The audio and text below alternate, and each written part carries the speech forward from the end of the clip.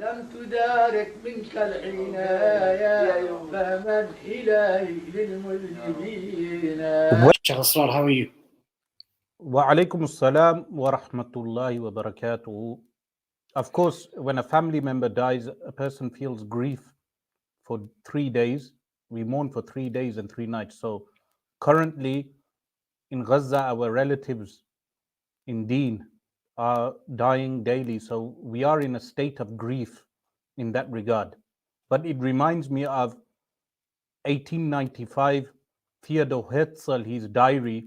You find in his diary accounts before the official announcement of Zionism that displacement of the ethnic groupings, meaning the Arabs, that are found in Palestine is essential to the Zionist project. So what we witness now is a containment and compromising of the Arabs. And I mention Arabs specifically because it includes the Christian Arabs that are located in Palestine also, which the Khilafah safeguarded. The Christian Arabs and the Jews that resided in Palestine, they were always safeguarded by the Khilafah, even during the reign of Sultan Abdul Hamid al-Thani rahimahullah ta'ala. And then in 1905, Arthur Balfour, who made the declaration in 1917 of Israel, of a Jewish homeland, in fact, Arthur Balfour, he was responsible for the Aliens Act in the UK in 1905 because Russia was expelling so many Jewish people because anti-Semitism is a symptom of Russia and Europe. So they were sending out the Jews, not permitting them to reside in Russia. And Arthur Balfour did not want Jewish people to reside in Britain. So he places this 1905 Aliens Act. And in fact, the Balfour Declaration is an anti-Semitic declaration. Why is it anti-Semitic? Because in its essence, it accepts a Jewish conspiracy that the Jews control the world. And therefore, the British government needs to follow the Zionist philosophy in determining a home place for the Jewish population. While in Islam, we've never had anti-Semitism. The Jews lived side by side in Spain, the Sephardic Jews, and the Jews were welcomed by Sultan Abdul Hamid as Ahlul Dhimma, people of protection. Then we fast forward with the containment and compromising of Arabs to our modern time in Gaza.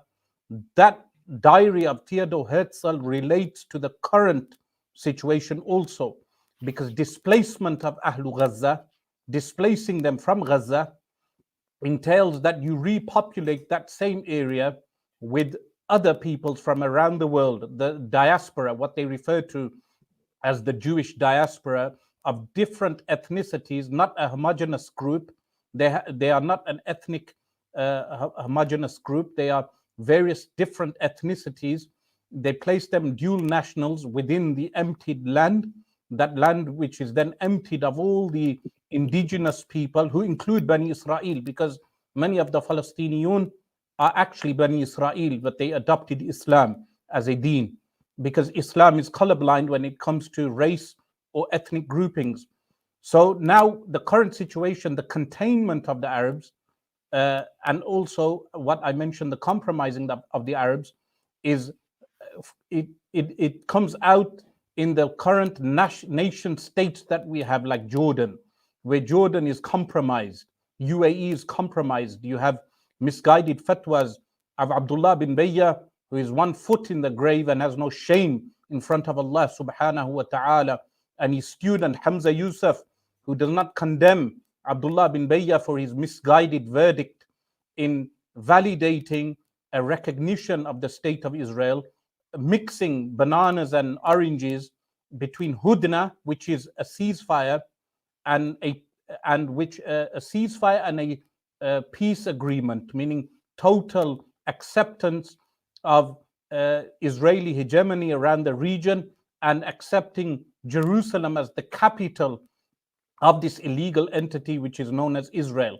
So we are compromised in terms of some of the ulama who are compromised, like Abdullah bin Bayya and others who may support him. But how do we counter this compromising of some of the nation states who salute flags, they worship flags and constitutions and they accept a paper currency which does have its roots with bankers who bought up some of the land in the 1890s in Palestine. They actually bought up land to allow settlers to come and settle in that land. And then you have American foreign policy, which is also compromised by the Israeli lobby. The Israeli lobby is not actually a conspiracy. It's just a loose organization of various interest groups. But you look at the policies of America post 1967, you read the accounts, you will find that increase for support for Israel was post 1967. There was a spike. And not only this, you find that after 1979, when Anwar Sadat, when he accepted Israel, there were many clauses in that agreement, but the aid was increased to Egypt by America. Similarly, aid was increased to Jordan in 1994 after the King of Jordan accepted Israel. And this aid is one of the main reasons why those states are compromised. And this is why the Pakistani army, for instance, is compromised. We know of the gift aids that the Pakistani army is given. The Pakistani army is actually on the grid of the nexus, you can say, of those who buy arms from the global elite that make those arms. And the Pakistani army is one of the market forces that purchases those arms, like the Turkish army, which is also compromised with Erdogan's deals with gas. As you mentioned to me once, Dilly, with regard to the gas deal that was done a few weeks ago, and many other military deals which are done. This is the compromise part. The containing, as I mentioned, is a genocide and ethnic cleansing, removing the indigenous people from the lands. What is the solution? The solution includes an active pressing for opening of borders, because opening of borders entails much more. If we as Muslims united on the front of demanding the opening of all borders for aid to enter and for other things, then that will change the reality on the ground. That when you have a surge of Muslims entering from the border, the return of the Palestinians back to their homeland from the Nakba of 1948, when you had over 800,000 Palestinians displaced, they must return back. They must come back into Palestine, because they will repopulate the area. And when they will repopulate the area, that will empower the Palestinians. And again, if Israel is permitted to be a Jewish state, then Palestine is an Islamic entity. I wouldn't use the word state. And lastly, what I would mention in this regard is the scam of the 1967 border claim two-state solution. There are some naive Muslim ulama, politicians, of course, they say this, but there are some naive ulama who call for the pre-1967 borders, and they say to call for anything else is just in relation to Hizb ut-Tahrir or Ikhwan al-Muslimin. This is false. This is a false notion. If they understood how American foreign policy works, it works with what? Dangling a carrot to the people, but at the same time, America increased its donations. The donors increased to illegal settlers. While they were discussing two-state solution, they were entrenching themselves in the West Bank, entrenching themselves in Palestine. The three-zone tier system that they have is a scam. The entire two-state solution is a scam that America has been pushing while the Muslims have been buying this, and they continue to buy this, like Mahmoud Abbas and other leaders continue to buy this. America, with its Zionist lobby, is entrenching the settlers into the legal occupation.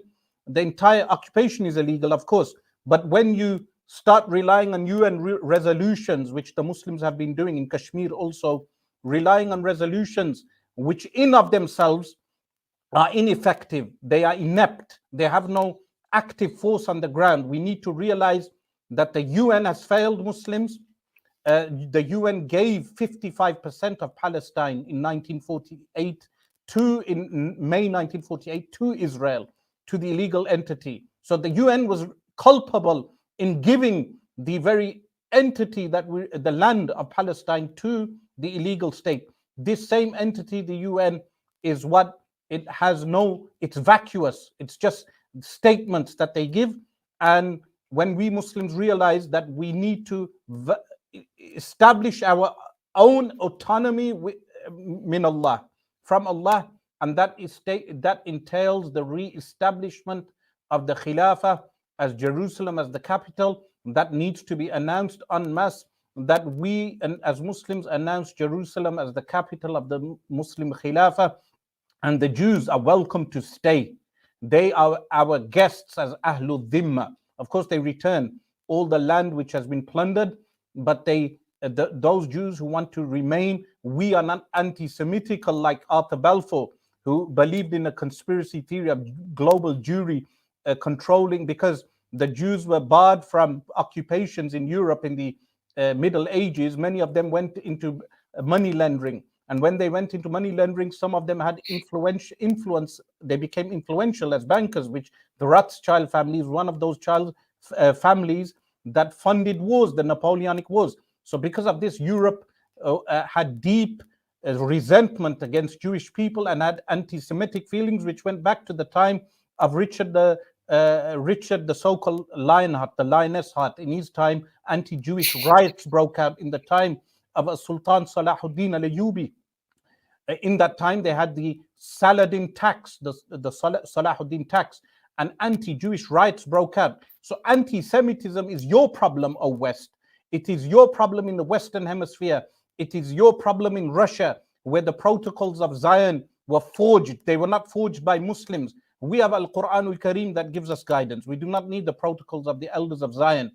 And in order to understand how groups like J.P. Morgan or Goldman Sachs, which Rishi Sunak worked for, how these bankers influence the Federal Reserve and how they influence foreign policy, all of that is not hidden, and it's not actually conspiracy theory. So the Khilafah changes all of that, because it changes our economic mindset, it changes our approach to civil liberty, to social justice, and our approach to militarization. How we as Muslims do not condone nuclear bombs. A bomb which was made by Einstein, who was Jewish of descent and was offered the first presidency of the State of Israel. That is not without coincidence that Einstein, his science, his physics, played a major role in the invention of the atomic bomb, even though Einstein was regretful of this. And David Ben-Gurion, the first president of Israel, prior to him, Einstein was offered the presidency of the illegal state of Israel. The nuclear bomb, Muslims would never have thrown that, but the USA threw that nuclear bomb on Japan. So a country like the USA, which can throw nuclear bombs on its enemies, do not expect mercy from such a system, from such an entity that has no mercy on its enemies, which we witnessed with the Hiroshima and Nagasaki. And that is why it comes to no surprise that there is unrelenting force being used in Gaza today, with warships being placed on the Mediterranean against a civil population in the largest open-air prison in the world. But the solution is an intellectual intifada, where our minds wake up. Now, some of the youngsters, they're saying a call for jihad. Let me tell you a fiqh rule. A fiqh rule, which I was reading today in Al-Lubab when teaching the class, is that at-taklif ala hasbil what? At-taklif, meaning being obliged to do something, is in accordance with ability. In accordance with ability. So the fard of jihad falls upon those military groups that have the ability, not upon civilians. Not upon civilians. Because lone wolves, they become the target of what? Of intelligence services. Intelligence agencies, they infiltrate all these jihadi groups. They have people imprisoned and they misguide many young people. Therefore, work according to your ability. And the first step is the intellectual intifada. We need an intifada, but that intifada needs to be intellectual. That is a perfect cue for Roshan to play the next video, which is Netanyahu explaining what the Caliphate is to Piers Morgan during the CNN interview. Roshan, can you please play that? Because The people who want us out, they don't want any Western presence here, and guess what? Increasingly, they don't want any Western presence here either. They have dreams of reestablishing the Caliphate. Asrar, over to you. Do you think that is a genuine fear or concern to Western governments and state leaders and those who run the echelons of the international system, whether it be financial, political, or otherwise, or is this just fear-mongering? What do you think? I believe it is a fear, whether it's in the form of Islamic Caliphate. Some of them tend to frame this as Arab nationalism. So socialists tend to state that Arab nationalism is a threat to Israel and the West, but they do not understand the distinction between Caliphate and Arab socialism, in the sense that the drive of Islamic Caliphate is based on Iman. And when you have a strength of Iman, it can, what they fear is a pan-Islamism, what they refer to as pan-Islamic thought, something that transcends nationalism, something that's not limited to the borders of any country. And it also means an overhaul of the financial system. And that is a greater threat for the West, because at the moment, Europe is hungry.